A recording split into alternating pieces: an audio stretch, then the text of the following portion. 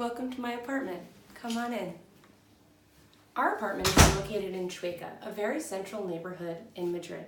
We're about a 10-minute walk to Sol, which is the main train station in Madrid.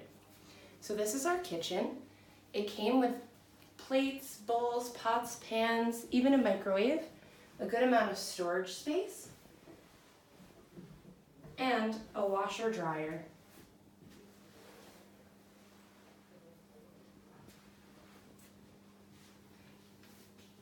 If you come through this way, we have an archway. It's technically a studio, but it really feels more like a one-bedroom. This is our set of drawers that came with the apartment.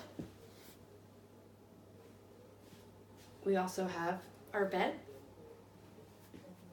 a nice sized closet.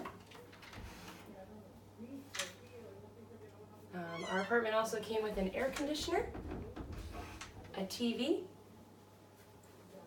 and a small heater as well. So our apartment really came with plenty of things. Our landlord even offered their Netflix account, which was really nice. This is our bathroom.